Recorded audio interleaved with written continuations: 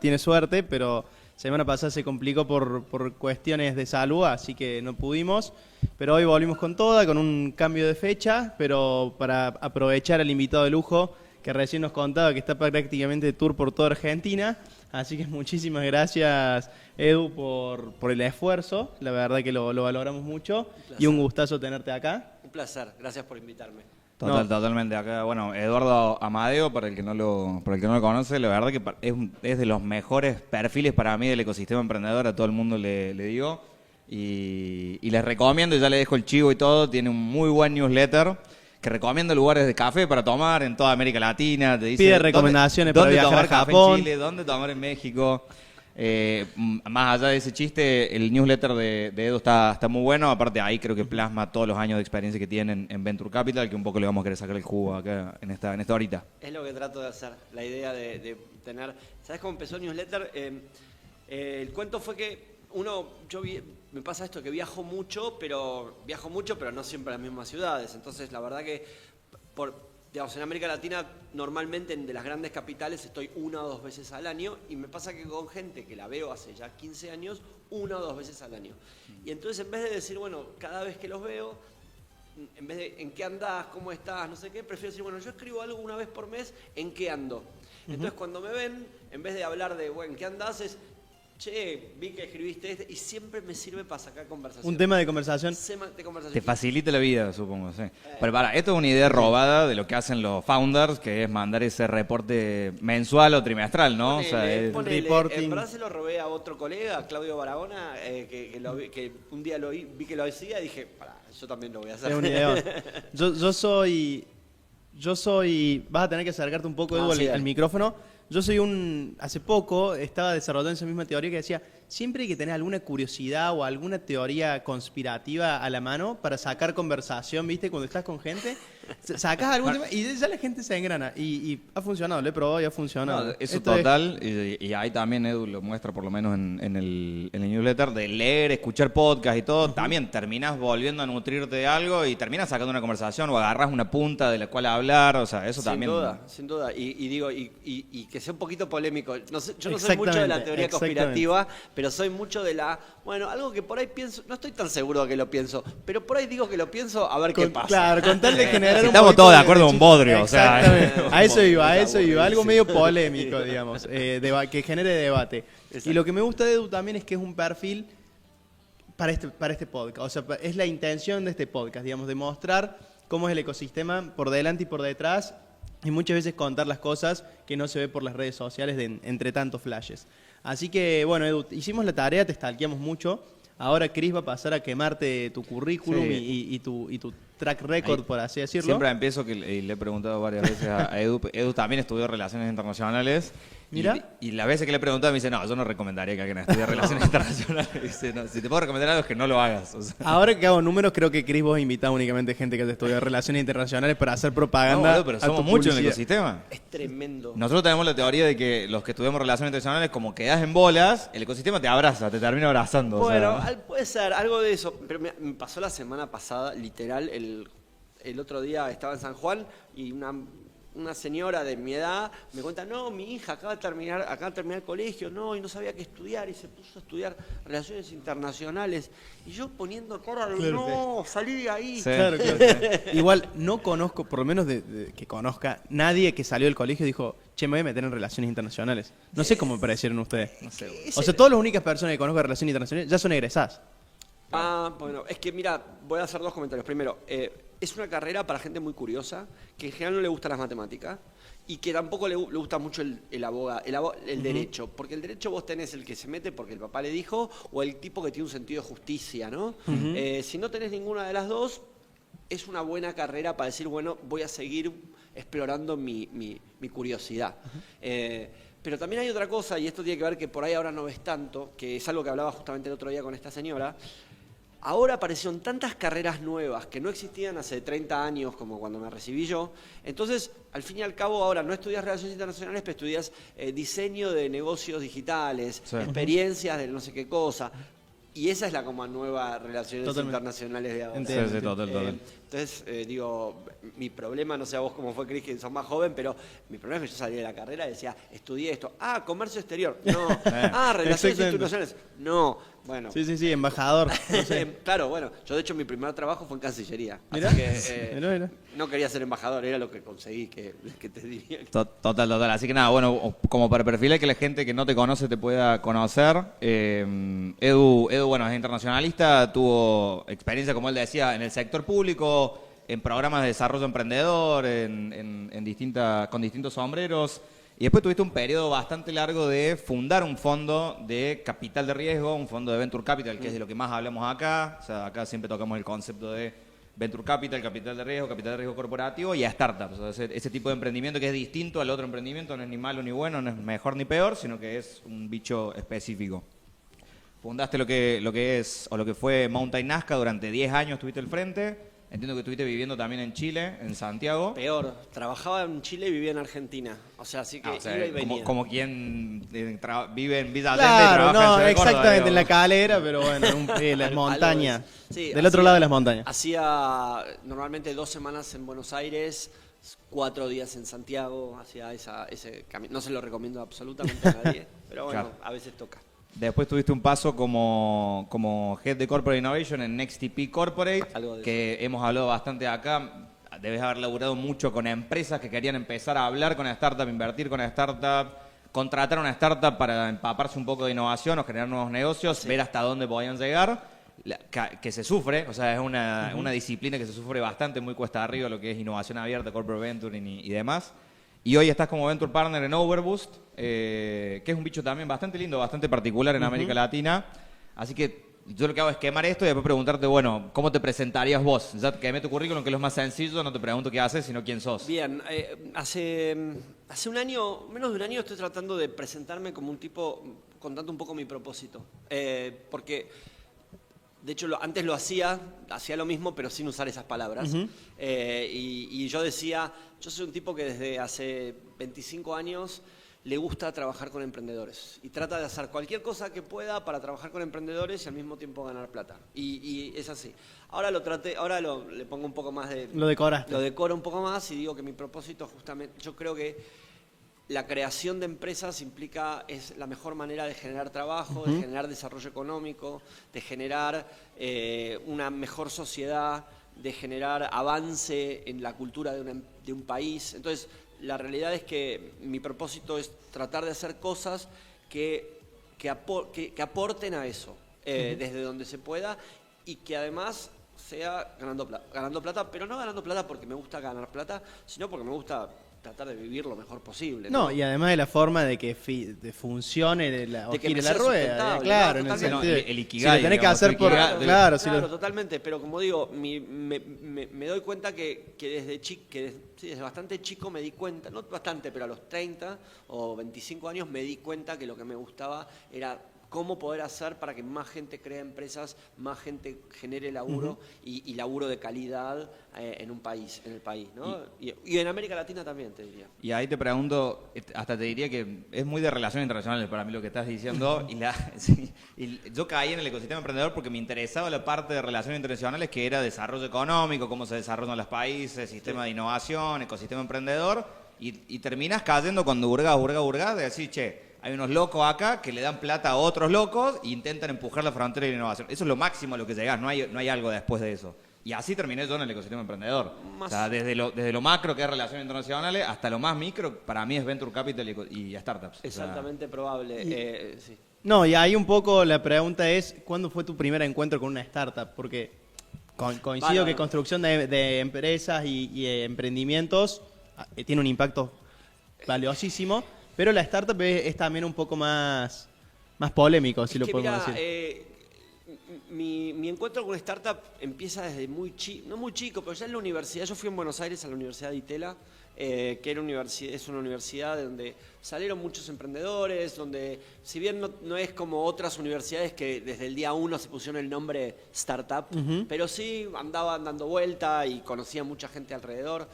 Yo iba antes en la burbuja de internet, año 99, 97, iba a unas cosas que llamaban First Tuesdays, que se hacían en boliches en Buenos Aires, donde iban emprendedores a contar sus historias. Era bien de emprendedor desde el inicio, digamos, en boliche. Sí, pero boliches, digo, de Sí, carne, ¿no? exacto, en los bares. Eran bares. Los after. Y la verdad que desde esa época yo no tengo ningún perfil técnico, entonces la verdad iba a escuchar gente que me copaba.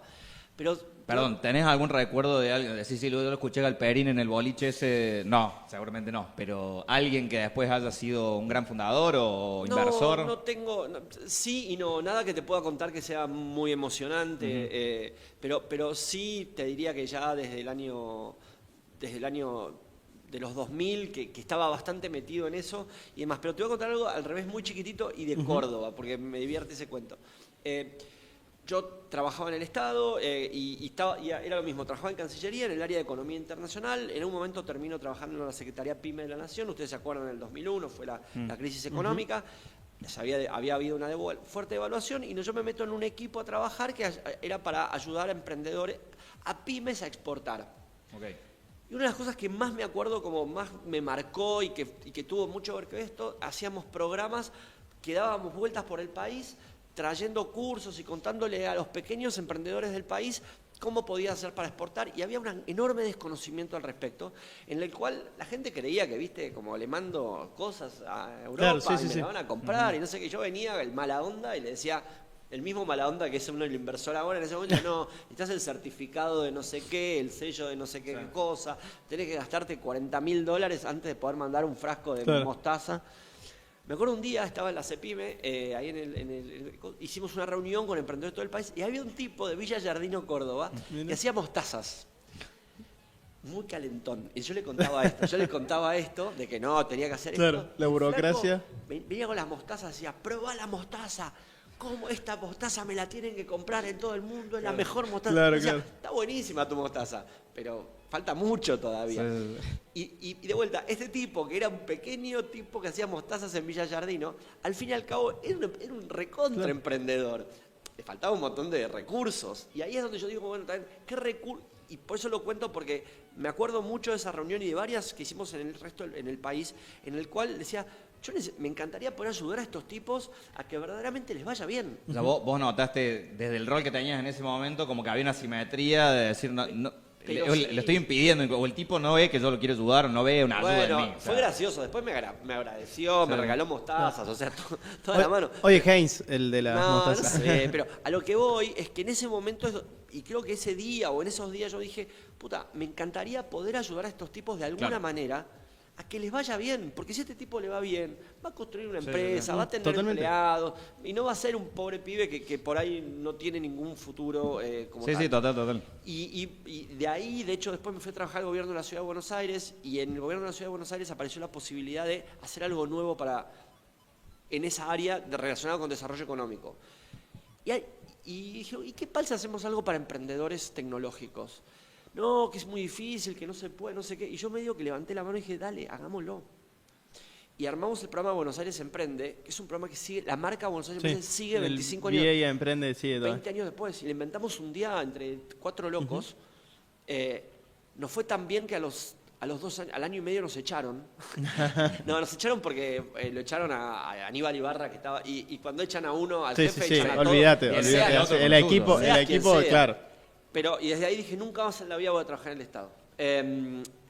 Y creo que hay otras maneras de trabajar con emprendedores. Ahí, Edu, para preguntar, porque pasamos del primer concepto de emprendedor, te encantaba decir, yo quiero ayudar a un emprendedor. Después, en algún momento, no sé si fue post 2001, dijiste, bueno, emprendedor, tecnología, las dos cosas. 2004, sí. 2004. En ese momento, ¿vos qué estabas viendo de tecnología? ¿Qué es lo que más escuchaba? Patagon había sido muy famoso, sí, era Galperín, era Migol. En esa época estábamos en la etapa oscura, digamos, porque era la post. Okay. Era la post. Post todo, claro. Post 2001, 2099, o sea, en ese momento es una época medio oscura. Es la época donde se vuelven, de hecho, a crear lo que son hoy las grandes, o sea, es la época en donde se crea Facebook, es la época donde se crea Twitter, es la época donde Google explota. Entonces, en ese momento era una época bastante oscura del ecosistema. Había poco, de Argentina había poco, o sea, realmente no existían muchos casos. O sea, los casos eran Mercado Libre, de remate, pará de contar, y Mercado Libre de remate les iba mal. Sí, o sea, sí. no eran compañías que... Perdían eran- plata, aparte. No solo perdían plata, era como, bueno, están ahí viendo qué hacemos. ¿no? Sí, Sí, sí, sí. Entonces, era una época donde había poco y era muy, vamos para adelante a ver qué sale, digamos. Eso, digamos, qué sé yo. Está. Era más la idea de, creo que acá hay una oportunidad, y te cuento algo interesante.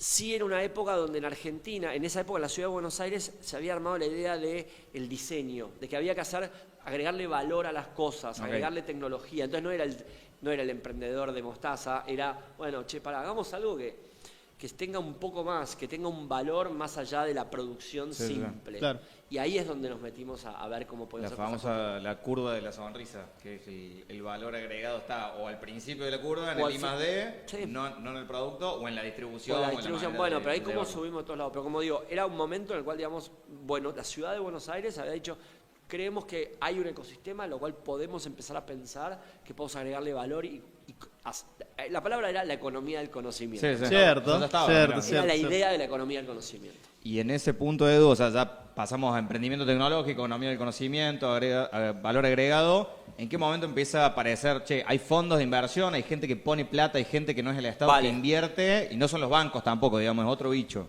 Vamos a ver que no hay. La idea es, no hay. Ok. No hay. Había sí, lo primero que aparece es los inversores ángeles. La idea de los inversores ángeles que ya estaban en la época del 99, ya existían. Habían habido fondos de inversión, pero la experiencia fue muy mala, te diría, con los fondos de inversión en esa época. Primero porque estuvo la burbuja, pero más porque ponían demasiada plata, las condiciones eran complicadas. Yo tenía amigos que les habían invertido y fue como ponerle un salvavidas de plomo, porque al fin y al cabo les metieron tantas condiciones que las empresas duraban 2 minutos. Era una cosa muy rara esa época. Y después aparecieron estos de los clubes de inversores ángeles y demás, que no funcionaban muy bien. La verdad eran cosas bastante disfuncionales en su manera de trabajar.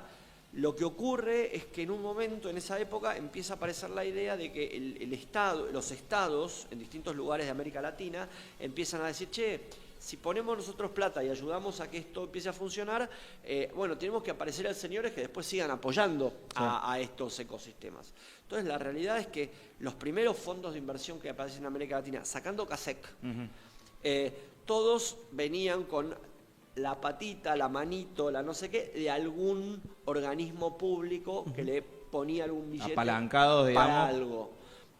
Nosotros hacíamos eso en el gobierno de la ciudad, pero solo directamente, y no directamente, pero de otra manera, y entonces ahí es donde empieza a aparecer el incentivo para decir, bueno, empecemos si el Estado nos acompaña, significa que al fin y al cabo las condiciones más o menos se van a mantener, va a haber un ecosistema alrededor, y bueno, empecemos.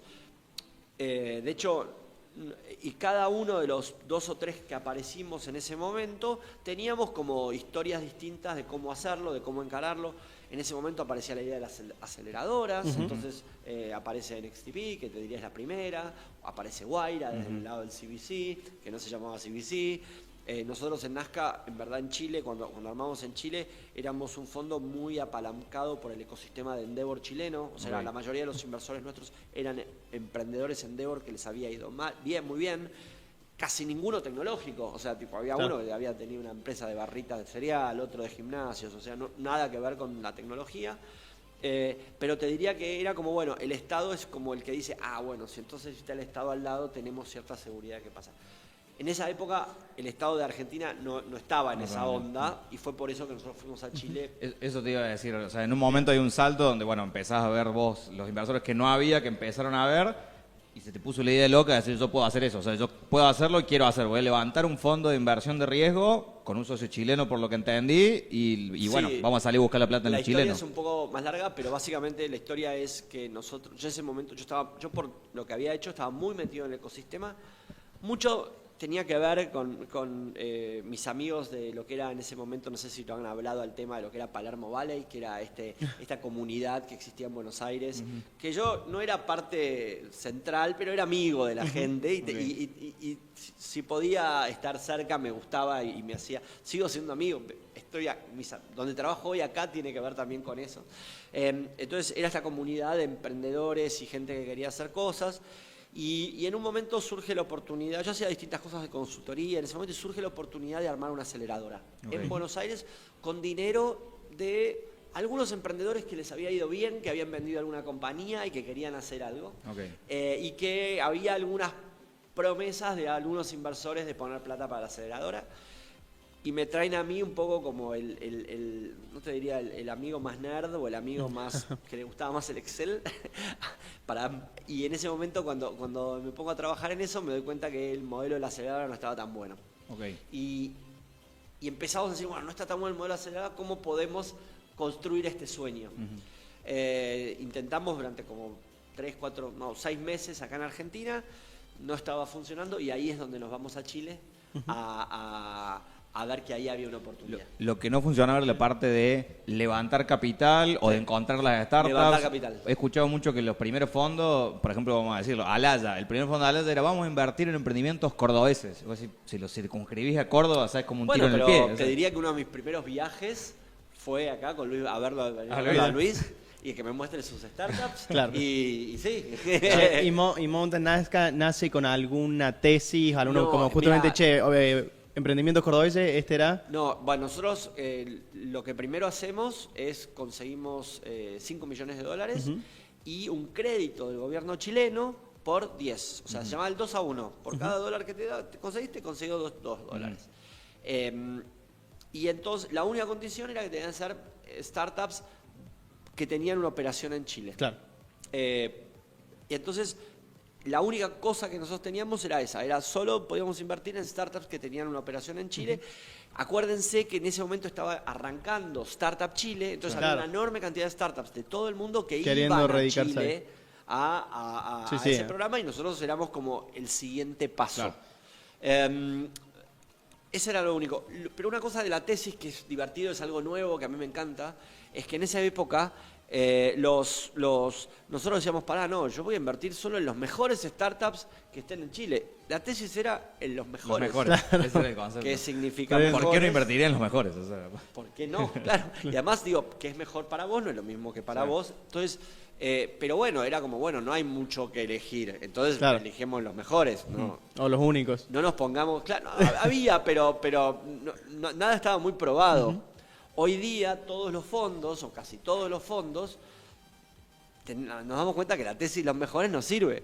Y entonces decimos, refinemos la tesis. Entonces, algunos dicen, yo invierto los que son solo de Chile, o los que dicen, yo B2B, la cadena de valor del consumo masivo, otros dicen, yo solo logística, vos que tengan que ver con la industria de los seguros, y podés armar una tesis mucho más sofisticada que te permite además armar una propuesta de valor para los startups mucho mejor porque estás ahí.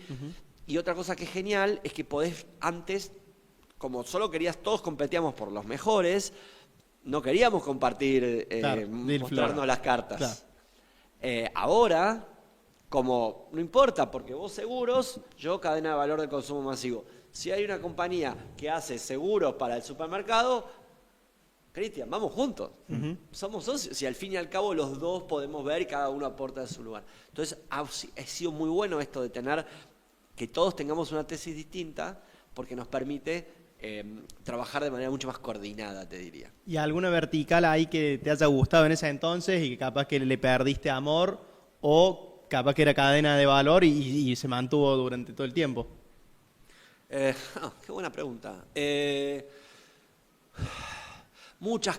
Mira, te cuento un caso de una vertical que me gustaba mucho. No le perdí amor, pero no me fue tan bien. Y aunque lo cuento porque es una vertical que si yo tendría que volver a invertir en esa vertical, probablemente lo hubiera hecho. Nosotros hicimos varias inversiones en la industria de la industria de la moda. La moda y básicamente el e-commerce de moda.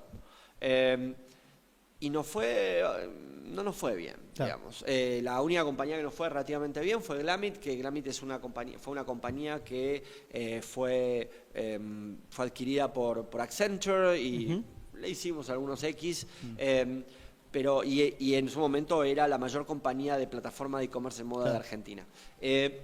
Nosotros le teníamos mucha fe porque entendíamos que la moda mueve mucho dinero, que era, te diría, como la segunda categoría de compra online, los tickets son grandes, hay muchas cosas por resolver, le veíamos súper bien, pero de las 3 inversiones que hicimos, 2 nos fue Totalmente. mal. Y de vuelta, nos pasa eso, si yo hoy tengo que sentarme ante un comité a contar eso, por ahí probablemente hubiera vuelto con sus bemoles, te diría, hubiera vuelto a apostar por esa industria. Bueno, ahora Bopero creo que es la uruguaya, Sí. se vendió sin Cosú. Bueno, pero yo, por pero ejemplo, no hay muchos pero casos. el modelo o Bopero sea, lo vengo viendo desde hace claro. 15 Sí, años. coincido.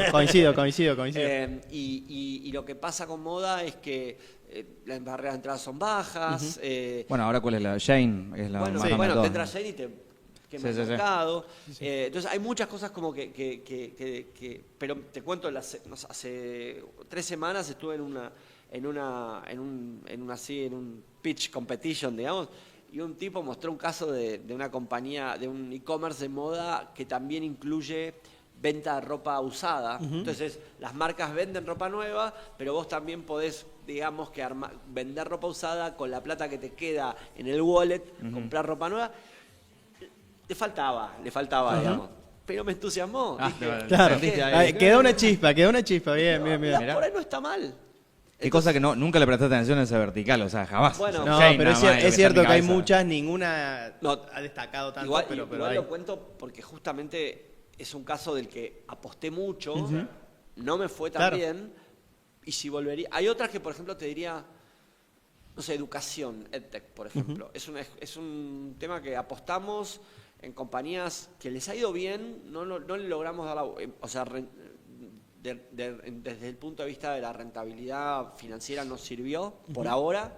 Yo vendí el fondo, entonces yo hay muchas cosas que yo no las Claro. sé, pero sí, por otro lado, digo, no sé si me metería de vuelta, creo que es una industria compleja desde el punto de vista de a mí como inversor entrarle. Sí. No, y te iba a decir eso, o sea, empezás a hablar ya como managing partner de un fondo, o sea, ya tu trabajo era invertir en los mejores, sea lo que sea, durante 10 años hasta el 2021, estaba viendo, 2011, 2021. 2020 fue. 2020, tu trabajo era, hay que invertir bien y hay que traer X a este fondo. Y en el medio, si puedo colaborar con esos fundadores, los puedo ayudar en algo a que lleguen al siguiente nivel, ya sea conseguir un cliente, ir a otro país o conseguir otra ronda, bárbaro. Entonces, nosotros también a todos les terminamos preguntando, vos, ¿qué empezás a ver en los founders? ¿Cómo encontrás las mejoras de startup? ¿Pensás que esos 10 años te sirvieron para afinar un poco el ojo? Sí. ¿Pensás que hoy tenés, digamos, alguna habilidad para decir, che, esto puede ir por acá, por allá? Sí, yo creo que claramente, mira, uno de los motivos que yo sigo en esta industria es ese. O sea, yo cuando me voy en 2020, y podemos hablar un rato largo, en 2019-2020, empiezo a irme en el 19, vendo en el 20, ese es el cuento. Yo me fui fundamentalmente porque estaba quemado, o sea, estaba realmente, ya no daba más. Podemos hablar de temas así, de salud mental asociada a esta industria, pero me quedé con la vena. O sea, y vendí, y no es que me hice rico ni de cerca, pero dije, me quedé con la vena. Yo quiero seguir porque yo aprendí tanto que sería una lástima que ahora me ponga a hacer cualquier otra cosa. Mostaza. Y la realidad es que dije, justamente, el aprendizaje que uno tiene de los palos, y de los palos y de los no palos, de las cosas buenas, es algo que vale muchísimo. Y vale muchísimo porque muchos preconceptos que uno tenía los da de baja. Yo siempre, por ejemplo, cuento que siempre, la peor inversión que hice en mi vida es una compañía que yo me senté frente al comité de inversión y dije, al menos esta recuperamos la plata. La mufaste. No sé si existía la mufa en ese momento, pero... No sé, pero digo, hay otras que fueron peores, pero la que digo, Sí. la cagué, fue la que, no, chicos, en esta los emprendedores son súper responsables, son gente que va ¿Y ahí pasito. qué aprendiste? Además Hay de... que sacarla de la cancha siempre. O sea, hay que invertir solo en compañías que la quieren sacar de la cancha. Claro. No hay otra. Y si no, que busquen otra manera de levantar capital. Hay tantas otras, pero si vos no tenés una idea de decir, che, yo quiero llevar la compañía, no digo el unicornio, sacarla de la cancha, o sea, tener verdaderamente una ambición desmedida, que después hay que controlarla. Sí. Pero, por ejemplo, esa es una cosa que yo cuando era más chico no me daba cuenta. Yo creía que no, bueno, hay que ser gente que sea cuidadosa. Sí, modesto. No sé si modesto, pero no, sí como austero, por así decirlo. y de vuelta, no hay que gastarse toda la guita, conozco muchos que se la fuman Totalmente. toda, pero sí quiero que es un juego de home runs, no es un juego de Buenos pases. buenos pases. Coincido. Esa es una de las dualidades que decimos que tiene que tener un emprendedor entre ambición y al mismo tiempo cabeza en la tierra y saber cuidar, o sea, no Cuidar volverse más. loco por la plata, Sí, digamos. pero es eso. Sí. Pero sí. Y ahí, bueno, como Edu también es gran lector, seguro un libro muy básico, pero estoy terminando de leer ahora de Power Law y ahora siento que cualquiera que quiera o entender o trabajar en Venture Capital, tenés que leer de Power Law. O sea, es lo básico de lo básico, es el 101, que es lo que está diciendo un poco Edu, que es esta lógica de, che, si sos un inversor, tenés que mirar cada una de las inversiones con la posibilidad de que sea un home run. O sea, tenés que swing for the fences, todas las expresiones que usamos para decir, esto tiene que ser asimétrico. Sí. O sea, el downside es, pierdo el ticket que invertí, pero el upside tiene que ser 100x lo que invertí. Sí. Si no, hay otro tipo de financiamiento. Sí. Pero si no cumplimos con esa regla en cada uno de los comités inversores y en cada una de las inversiones, estamos haciendo mal la estadística del fondo. Claro. O sea, Sí, totalmente. Y mira, te digo, yo cofundé 3 fondos, participé de uno más y se dio. O sea, es así. claro. Es así. O sea, no solo en los libros, sino vos No, no, estuviste y- en la y- máquina. Y además cuando y- dicen, no, eso es Silicon Valley, no, eso es Latinoamérica. O sea, es Latinoamérica. La única parte donde hay que entender que es distinta de Silicon Valley es que el exit es otro. Bien, me O gusta sea, que... no es que, porque el Silicon Valley es, y el ganador es la que sale a la bolsa. Sí. O el ganador es la que vale 20 mil millones de dólares, esta que se lo compró ahora Google por 35 mil Sí, sí, millones sí. de Sí, dólares. sí, la de No, ciberseguridad. probablemente vos acá ganás saliendo en una secundaria en serie B, pero por ahí esa compañía en serie B le hiciste 20x, porque entraste súper barato. Eso te iba a preguntar y eso te lo robo de una parte del newsletter que vos decías, che, la búsqueda de unicornios versus salir a tiempo. Claro. O sea, hay una lógica que es la salida de dónde saca un evento de liquidez el fondo es porque la compañía en la que invirtió, la startup en la que invirtió, la compra otra compañía, como recién dijimos, por ejemplo, Cencosud compró Bopero. Sí. Todos los que invirtieron en Bopero ahora tuvieron un evento de liquidez. Vieron la plata, capaz que estuvieron 6 años, 7 años sin ver la plata, ahora la vieron.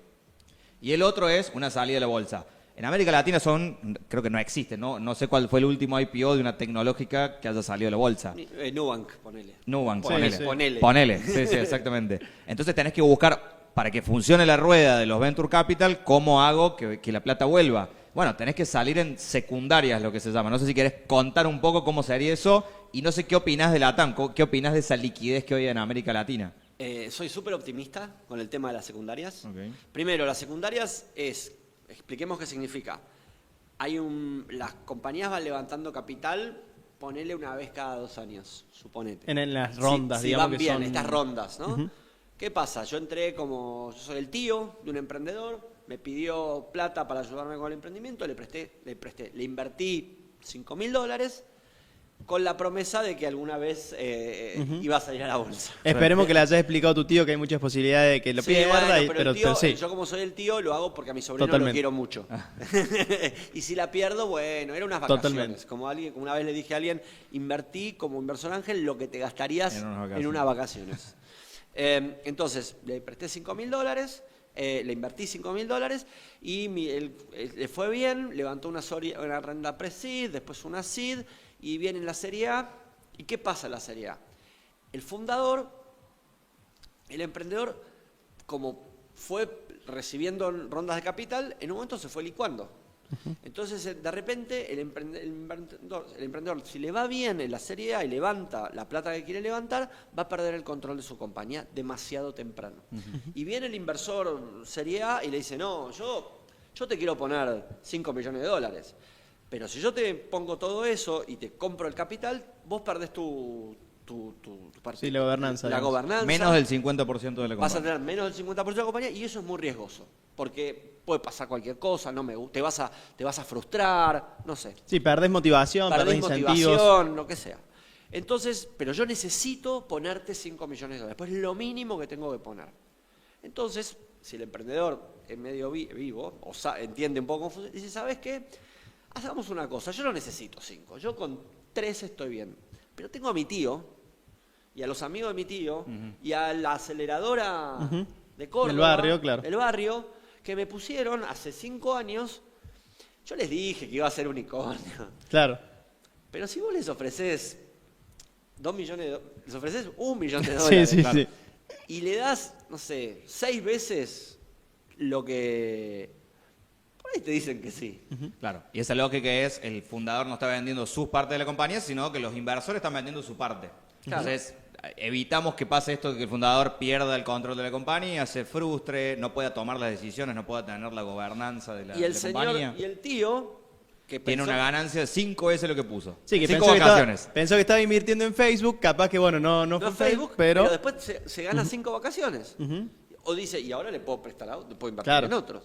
Sí, a veces no son 5, o sea, a veces son bastante sí. generosas las X Sobre que todo uno puede si andás sacar. bien A ver, temprano. para que tengan una idea, uno de los fondos que yo cofundé, en una serie, pagó el fondo una secundaria Una de secundaria. una compañía. Claro. Sí.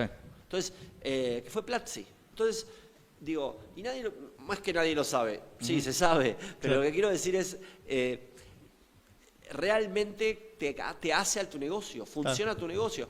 Y lo que yo siempre digo es, no es que la compañía, no, porque entonces hay que ser más conservador con las startups a que invertís. No, hay que apuntar a sacarla de la cancha. Sí. Lo único que por ahí, cuando la pelota va volando, Date cuenta. ahí cobras antes de que toque el... Sí, total, yo creo que ahí hay un ratio muy común que no vas a tener los mismos IPO, los mismos unicornios o pentacornios que tiene Estados Unidos en América Latina. Entonces, entendés que tu mercado va a ser Y de además algunos unicornios y después de otras Y además secundarias. entraste más barato, porque a mí cuando voy a Estados Claro, Unidos, y la uno dice, evaluación- no, hice Sí, una sí, serie seed, evaluación 40 palos, yo digo, Claro. Son dos idiomas distintos, estamos hablando de idiomas distintos. ¿entendés? Entonces, pero sí es importante entender que para mí el modelo de las secundarias, que a mí es lo que me gusta, es que es un modelo que todos quedan contentos. O sea, nadie queda mal. Y ahí, para tomar esa idea que siempre se pone del efecto de derrame, en Venture Capital sí hay verdaderamente un efecto de derrame. Por ejemplo, ahora se habla mucho. Platzi es un ejemplo que conozco, por ejemplo, de empleados de Platzi que están esperando un evento de liquidez, que tienen esas acciones.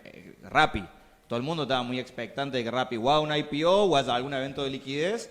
Y eso genera que vuelva capital y, como decís vos, a veces un early employee, uno de los primeros días de empleo de Rappi, capaz se va a llenar de plata y va a poner un ticket en un fondo, va a ser inversor ángel, o sea, Con altísima probabilidad. con altísima probabilidad, exactamente. Entonces ahí sí hay verdaderamente un efecto Y de ahí, y ahí después, yendo al exit, o sea, no quiero verdadero, por así decirlo, de los fundadores, hace falta una adquisición. Coincido que la IPO capaz que es demasiado lejano, pero una venta a una empresa yo creo que se puede dar. Y ahí tiene que entrar, obviamente, la industria un poco más tradicional, que son las grandes empresas que tienen la capacidad de comprarlo, porque comprarse entre startups puede suceder, pero no hay tanto. Sí. Entonces, y ahí desde el corporate venture, ¿cómo lo ve? O sea, ¿cómo lo fomentan a eso tal vez? Distinto de lo que pensás, o de lo que me acabas de contar. Nosotros, por ejemplo, nuestro corporate venture, nosotros somos el corporate venture de Coca-Cola, Arcor y Bimbo, entre otras. Nosotros no tenemos en el mapa o en el radar comprar las compañías que invertimos. Ni que Coca, ni Arcor, ni Bimbo compren las compañías que invertimos. No. Es más, no queremos que eso pase. Ahora, y cuando analizamos la oportunidad, tampoco lo ponemos dentro del roadmap. Yo tengo la sensación de que sí, que venga alguien y te compre, y hacemos esa conversación todo el tiempo. Yo creo que en general la compra potencial es más de un nuevo ingresante a la industria que de un incumbente.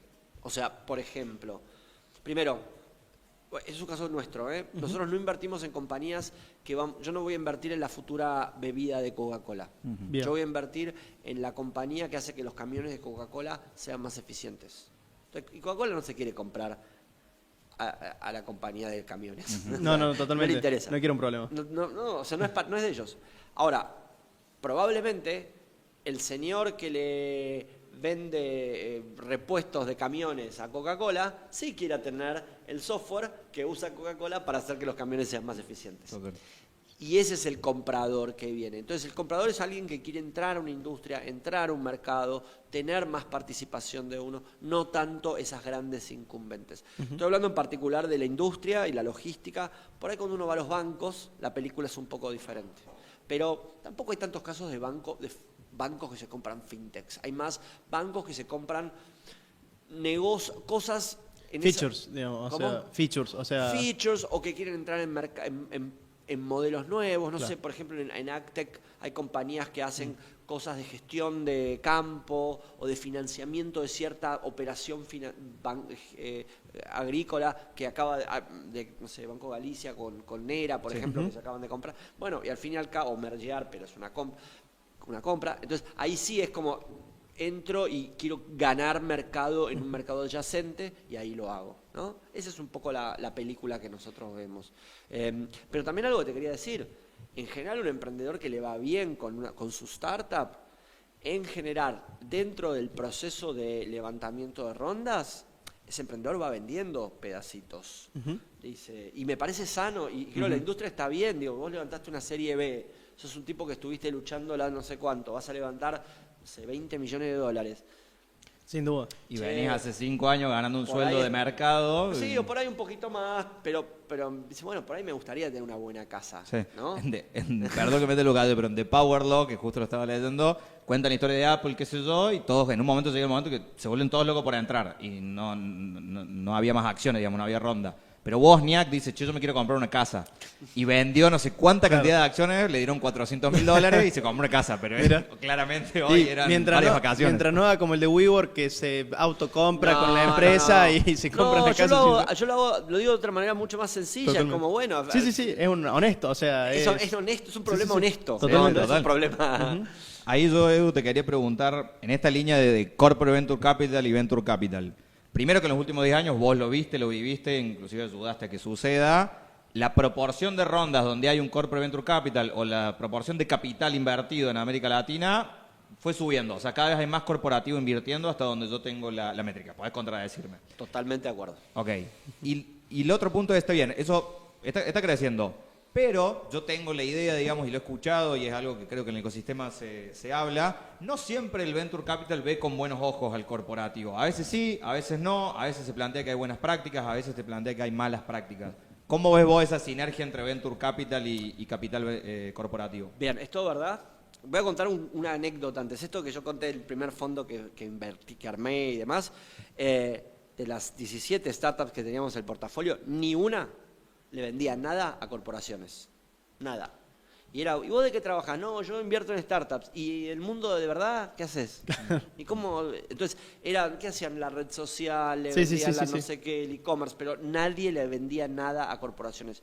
De hecho, Glamit, que es esta compañía que les conté, en su serie Seed, entró Mercado Libre. Y casi que nunca pudieron integrarse mucho, y ya Mercado Libre ya era enorme, y no les costaba muchísimo integrarse con las grandes empresas. Hoy día yo solamente invierto en compañías que hacen eso, entonces ha cambiado enormemente. Por otro lado, es cierto lo que contás, pero también creo que tiene que ver con ciertas prácticas que cada vez funcionan menos. O sea, estoy hablando de ciertas prácticas culturales de la corporación que quiere ciertas cosas que al fin y al cabo no le sirven a nadie, ni a la propia corporación.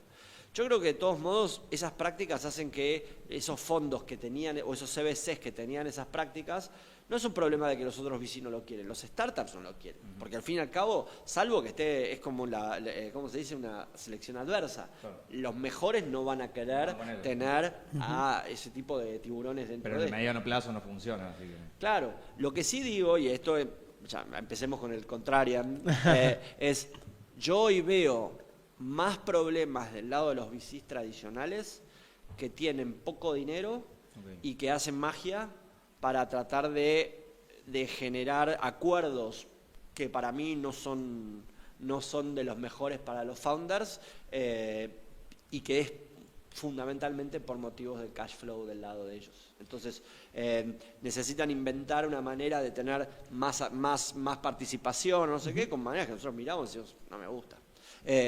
En cambio, nosotros como corporativos, hasta te diría que por reputación no podés hacer ese tipo de cosas, porque al toque te van a decir, claro.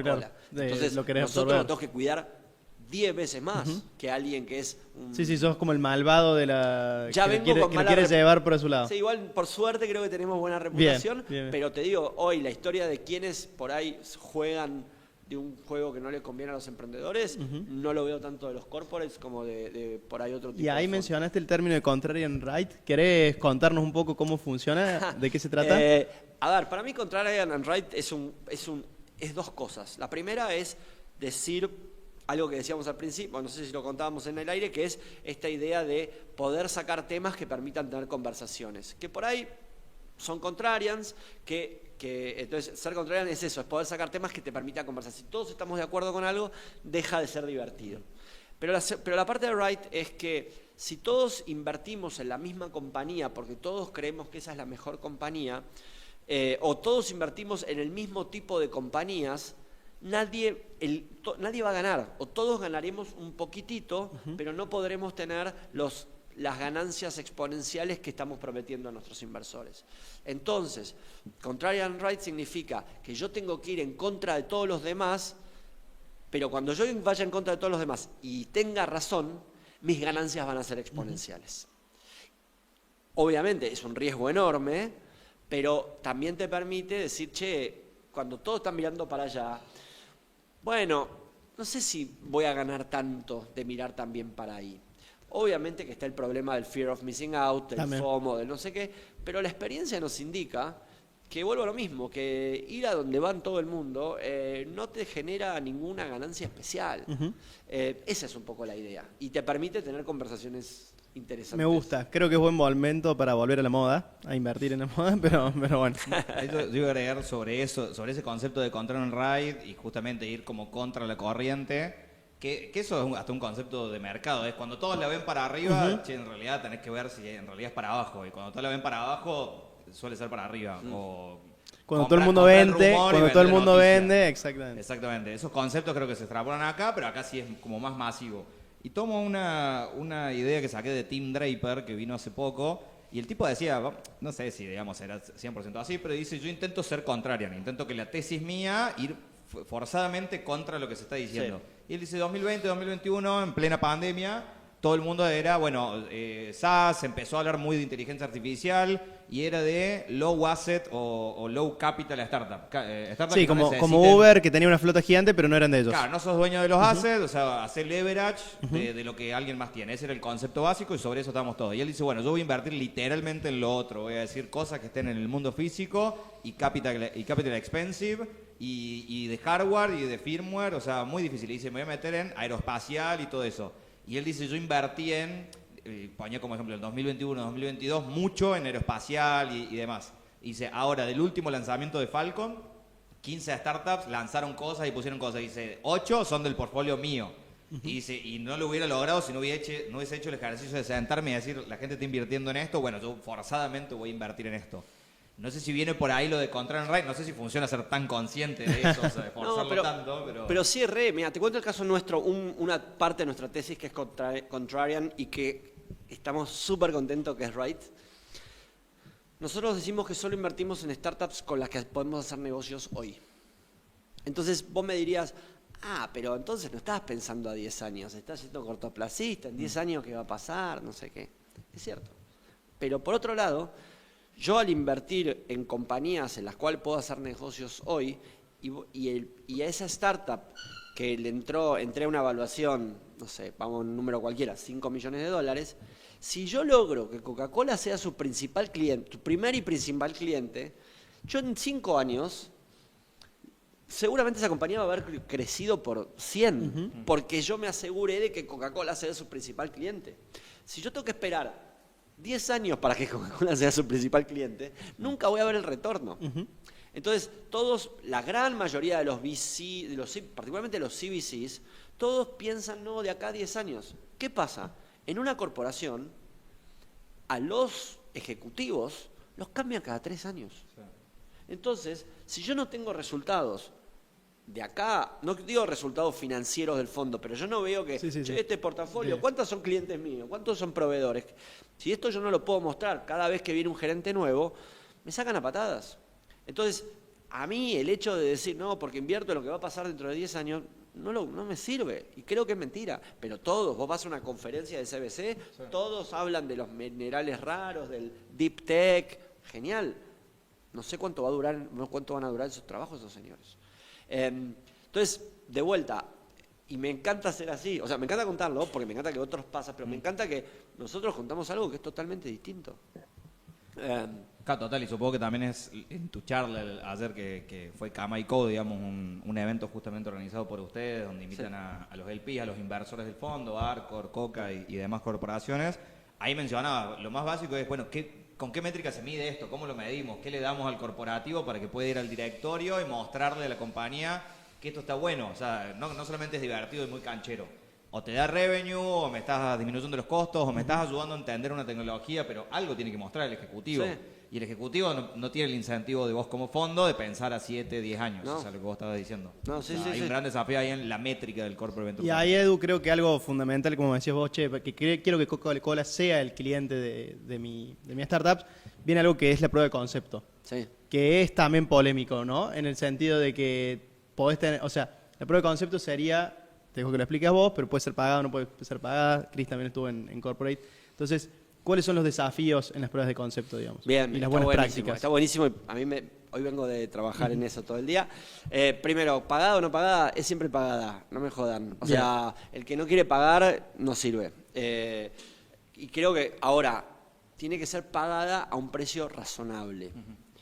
Y yo ahí, de hecho, vengo hoy de trabajo de esto muchísimo. Y hay un colega nuestro que es Pepe Pascual, que es el jefe de Cencosud Ventures, que escribe mucho sobre estas cosas. Y yo lo que creo es que nosotros nos gusta buscar startups que traigan muchísimo valor a las corporaciones, que tengan un producto, una operación que generen valor, que puedan generar métricas de retorno de ese proyecto en la operación, pero que no importa si no tienen tan en claro cómo lo van a cobrar. Entonces, parte del proceso de prueba de concepto es tratar de entender cuál es el modelo de negocio que vamos a usar. Lo que nosotros tratamos de hacer, Pepe Pascual de Cencosud, ellos dicen, nosotros financiamos, ellos tienen una manera de financiar ese modelo de descubrimiento del costo de ese modelo de negocios. Como que no lo paga logística, y la startup tampoco lo subsidia, lo paga innovación. Sí. Nosotros no tenemos ese modelo, pero nosotros lo que hacemos es tratamos de acercar las partes. Entonces viene un emprendedor y me dice, no, esta prueba de concepto vale $100.000, y yo le digo, no, mira, no te la van a aceptar porque para ellos es mucho riesgo hacer $100.000. Pero si vos le decís 15, les sirve. Y si se los pagás en 2 cuotas, también. Y el emprendedor le dice, bueno, a ver, ¿qué te puedo ofrecer por 15 en 2 cuotas? Que yo gane plata, que me sirva. Y nosotros somos el intermediario que hacemos eso. Hoy nos pasó algo gracioso, lo voy a contar sin nombres. Básicamente, éramos varias pruebas de concepto y en chiste, y no tan en chiste, algunos emprendedores decían, no, bueno, nuestra prueba de concepto ya me aprobaron $100.000. Era un poco de chiste. En mi mesa, mi emprendedor, su prueba de concepto, él la había cotizado en $3.000. Claro. Y el pibe de repente dice, me parece que soy Me quedé un poco corto. Uy, ¿cómo que? Y tengo que hacer una oferta. Me quedé muy abajo. Es una oferta y te dicen sí. Y dices, oh. Bueno, pero digo, nuestro trabajo es justamente tratar de encontrar cuál es ese número y ese scope que le hace sentido a todos. No te imaginás lo difícil que es. Pero no te imaginás porque además algo que pasa es que aún el señor corporativo que trabaja de esto, a veces es lo que quiere que se haga, porque hasta que le divierte. Y si él dice no, tampoco tiene ni ganas de ponerse muy ambicioso, dice no, bueno, si vos me lo hacés y quedan todos contentos, entonces estamos bien. ¿Y qué es contento? Si yo me pongo, no, ¿para qué es contento? Hagamos un número. ¿Cuánto es la métrica que vos vas a buscar? No hagamos un número tan ambicioso que no se pueda cumplir, pero sí un número que podamos mostrar. Y si ese número llegamos, entonces vamos a querer escalarlo. Y probablemente escalarlo no significa, si hablamos de un supermercado, a 400 supermercados, a 400 sucursales, pero si no a 400 no, pero a 10, después a 30 y así vas creciendo. Entonces nuestro trabajo es eso, es armemos una prueba de concepto que sea un número que te la puedan pagar, que a vos te sirva como dinero, como plata, y que el resultado sea un resultado que después lo podamos escalar. Sí, yo creo que coincido totalmente, que el concepto es que hacer que suceda, porque lo más probable es que no suceda, y si no hay un interlocutor, no hay un Edo, no hay un Kamai, no se van a encontrar las partes o va a tardar tanto tiempo que se va a terminar cayendo. Entonces lo primordial es que nos encontremos en el medio, busquemos la mayor cantidad de win-win y hagamos que suceda. Y después eso, empecemos en Salita Roja y terminemos en Harvard. O sea, no querramos hacer directamente allá porque nos vamos a empantanar. ¿Cuál es lo mínimo que hay que hacer? ¿Qué necesitamos? ¿Y cómo lo vamos a medir? Y el éxito va a ser subjetivo, objetivo, no lo sé, pero le pongamos un número, porque si no, hay opacidad total. Y mira, y te digo algo que también a los emprendedores les cuesta muchísimo, y casi que estoy otra cosa contraria and right, es al corporativo tampoco le gusta que se lo regalen, sí, que se lo regalen sí, pero que le cobren barato. El papá de un amigo mío, un muy famoso abogado del mundo corporativo de Argentina, me decía: no cobres barato porque se olvidan de pagarte. Entonces, la idea es, si vos cobrás, el corporativo va a decir, no, yo prefiero, ahora, ¿por qué el corporativo, el famoso cuento de por qué contrataste IBM, ¿no? Porque sabes que no te van a echar si contrataste IBM, pero también es como, bueno, a ver, tiene un valor que atrás, hay un costo, pagué tanto, me espera una retribución de esta manera. Si pagué poquito, me espera una retribución peor. Claro. Entonces, y nosotros trabajamos mucho con los emprendedores en decir, pará, si vos querés competir, usemos SAP, no usemos otras. Si vos querés competir con SAP, SAP cobra $1 millón, no cobres 900.000, ¿no? Claro. Sí. Pero tampoco cobres 30.000, porque nadie te va a valer. Ahora, hay un número que por ahí será una tercera parte, que a vos te va a sobrar, pero para el corporativo va a decir, pará, este tipo... Sí, están en la misma liga, o sea, en una liga similar. Voy a esperar un servicio similar. Entonces es clave en esa prueba de concepto hacer lo mismo. Es entender que vos le vas a dar un producto bueno por el valor y que el tipo lo va a valorar. Y entonces ahí es donde el emprendedor, y nosotros tratamos de... A ver, por eso, a nosotros nos paga la corporación, pero en la POC yo me pongo del lado del emprendedor. Claro. Porque es la manera de lograr que esto sea sustentable y funcione. Sí, y también es el que más ayuda capaz necesita en eso, en esas insights, por así decirlo, de a la hora de acercarte a una corpo, acércate así. No tiene experiencia. Claro. Sí, total, yo me vendía como el sindicalista de las startups dentro de la corporación. Ahí para ir cerrando, yo quería tomar ese tema, o sea, vos venís de trabajar y hoy decís que estás muy concentrado en una startup que tienen un modelo de negocio de venderle a la corporación, a diferencia de la venta directa del consumidor. Muchas veces, para poder crecer e ir al mercado, bueno, el onboarding de los clientes suele ser, empiezo con una prueba de concepto, a veces se la financio y esa es mi manera, después de 30 días cierro un contrato y demás. Y muchas startups levantan capital para decir, bueno, tengo que financiar 50 de estos en América Latina, entonces, como la plata no la tengo, no me la va a dar el cliente, levanto capital de fondos de inversión. 2022, 2023, hubo una inflada de esos fondos de inversión. Digamos, hubo mucho dinero que venía, evaluaciones ridículas, que después se fue desinflando. En el newsletter vos hablas un poco sobre eso, inclusive citás la serie esta de Silicon Valley, que dice, che, en definitiva, bueno, todos los problemas que surgieron de varias startups que no pudieron después ejecutar, levantaron evaluaciones que no pudieron justificar, se hubieran resuelto levantando menos capital. Sí. No sé cómo ves hoy el ecosistema con respecto a las rondas de inversión. ¿Qué recomendación le darías a los fundadores que están pensando en eso? ¿Levantar capital para salir a crecer en América Latina?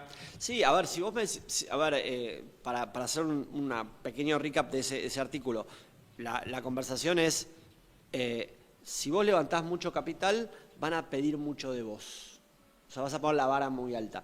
Queremos ser ambiciosos, está muy bien ser ambicioso, pero también tenemos que saber que tenemos que cumplir, y por ahí yo prefiero cumplir pasito a pasito, no ir cumpliendo de manera a tontas y locas, porque es más riesgo del que estamos dispuestos a aceptar nosotros, porque nos hacemos los capitalistas de riesgo, pero tampoco boludos, digamos, dicho de manera seria. Entonces, lo que yo creo es que cuando vos me decís salir a financiar pruebas de concepto, a mí no me parece una estrategia piola. Yo prefiero la estrategia salir a construir el talento que me permita vender pruebas de concepto caras. ¿Y por qué? Porque ese talento está dentro de la compañía, aprendo, genero un equipo más fuerte, genero un producto, por ahí la financiación de la prueba de concepto me la pagan, pero en el medio acelero más el proceso de desarrollo de producto, pueden ser distintas cosas. Entonces, por un lado, creo que en esa época, por ahí, la fácil era decir, era lo mismo que cuando en un B2C era, dame plata para poner Facebook Ads, digamos, sí. Pero al fin y al cabo no había nada. Entonces, es la misma película. Ahora, yo sí creo que la idea esta de levantar capital, hay que hacerlo cuando lo necesitas, es una cosa que cada vez lo escucho más y a mí me parece que está buenísimo.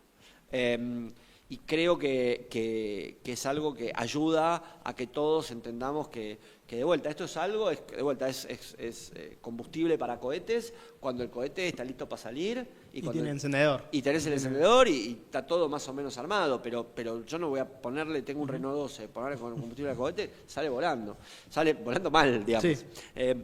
Ahora, sí creo, y esto es importante, que hay emprendedores que por esta misma película, de vuelta, se comen una película y subestiman su camino de crecimiento. Y me ha pasado muchas veces a lo largo de los años, y el típico ejemplo es Estados Unidos.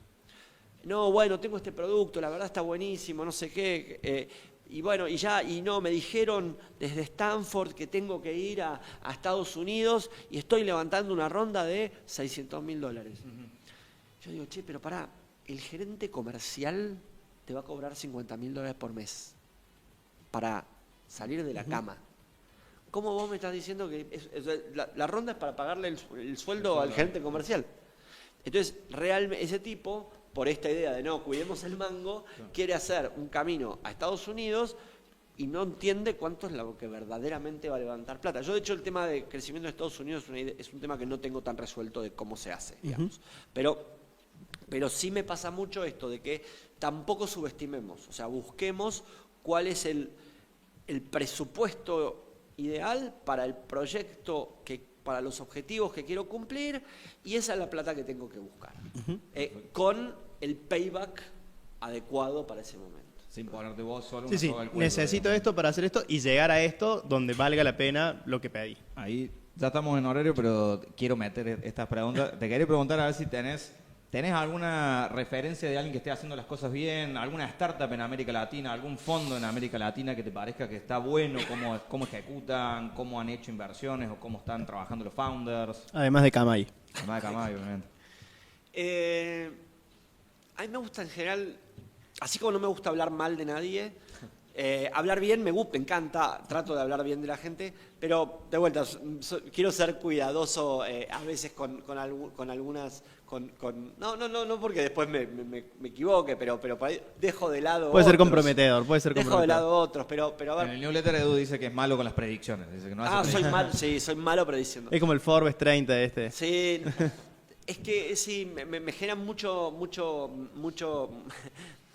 un poco de ¿cómo se dice? Vértigo, predecir, pero tengo ganas de animarme alguna vez a hacer alguna predicción. Pero siento que las predicciones de fin de año todos dicen lo mismo. Pero las predicciones cuando están mal nadie se acuerda y cuando están bien ya yo sigo a Scott Galloway, que lo han funado pero mal, de decir un zoom, que un ladrillo del chabón, y el tipo hace todos los años las predicciones. Y dice, el predecir, que le decía Roosevelt, planificar no sirve para nada, pero tenés que hacerlo. Sí.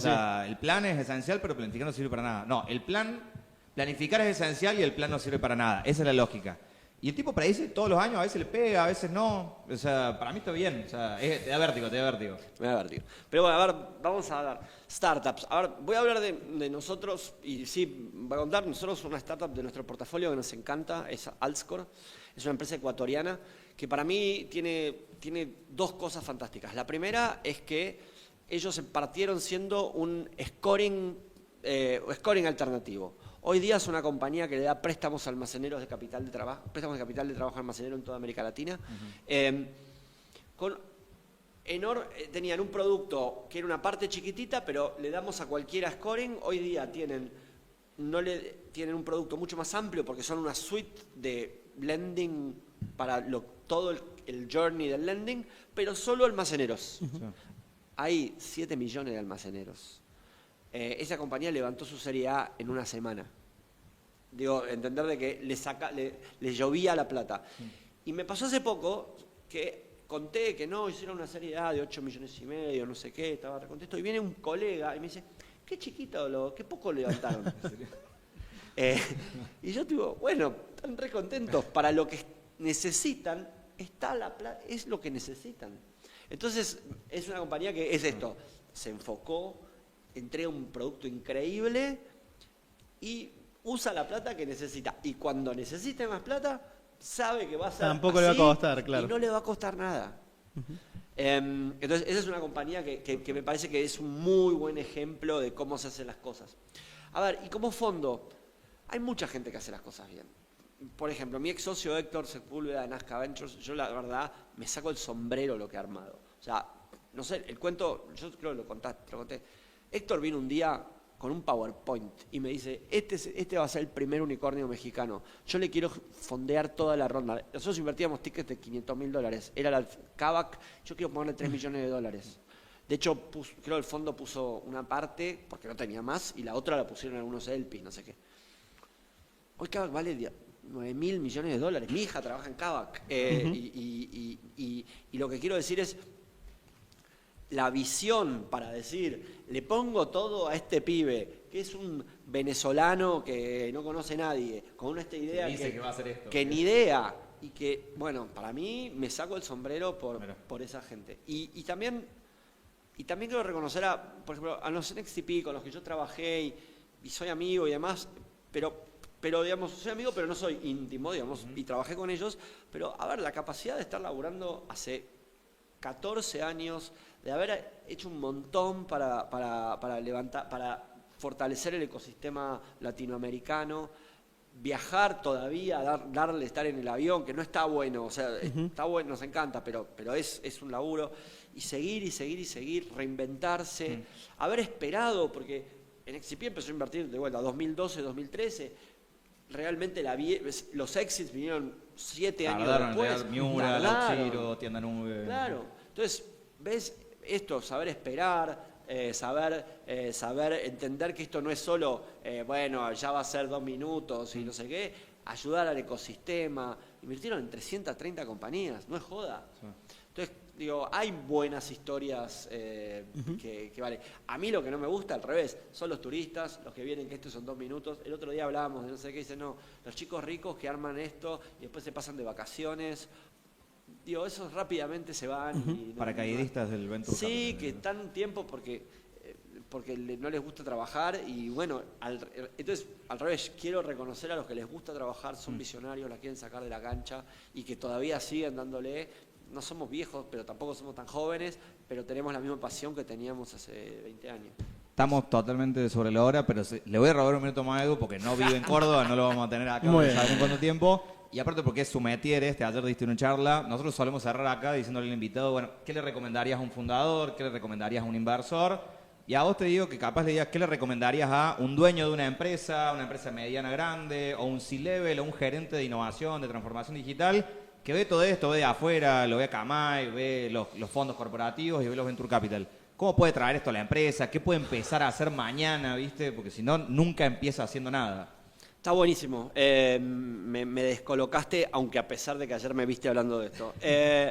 Para mí, a ver, yo le recomiendo fundamentalmente tratar de encontrar dentro de su equipo de empresa gente talentosa que quiera cambiar las reglas adentro. O sea, que quiera incorporar, traer, y cuando venga una idea no le diga, no va a andar. Probemos, testemos. Che, ¿conoces a alguien? Yo conozco a tal consultora, conozco a tal inversor, conozco a tal emprendedor. Veamos cómo los podemos traer a la empresa. Entonces creo que es mucho más que desde adentro el tipo escuche, proponga, que la gente proponga cosas y que eso haga que la gente quiera trabajar y quiera entender que hay un camino de crecimiento distinto, y a partir de ahí es que la cultura empieza a atraer más talento, emprendedor, no emprendedor, inversor, no sé qué, y genera este entusiasmo. Es mucho más, está la cosa mucho más adentro que afuera, y cuando está adentro después venimos los de afuera. Total, coincido que parece artesanal, pero termina siendo las personas, el humano, ese champion que tenés que encontrar, y que cuando venga la startup no le agarre constructivitis y diga, no, esto lo vamos a hacer adentro, o no es mi laburo, estoy haciendo otra cosa. O sea. No va a andar y todo este tipo de cosas. Eso. Perfecto. Bueno, estamos súper en horario. Edu, mil gracias por venir. Vino corriendo desde todo el día que estuvieron haciendo pruebas de concepto. Así que nada, felicitaciones por todo lo que vienen construyendo y gracias por sumarte. Igualmente a ustedes, la verdad, buenísimo y seguimos hablando. No, muchísimas gracias, Edu. Casi aplaudo al final cuando termino de hablar. Imagínate el envión que me dejó. Así que la verdad, un lujazo, Edu. Muchísimas gracias. Bueno, hasta el miércoles que viene. Exactamente. Chao, chao.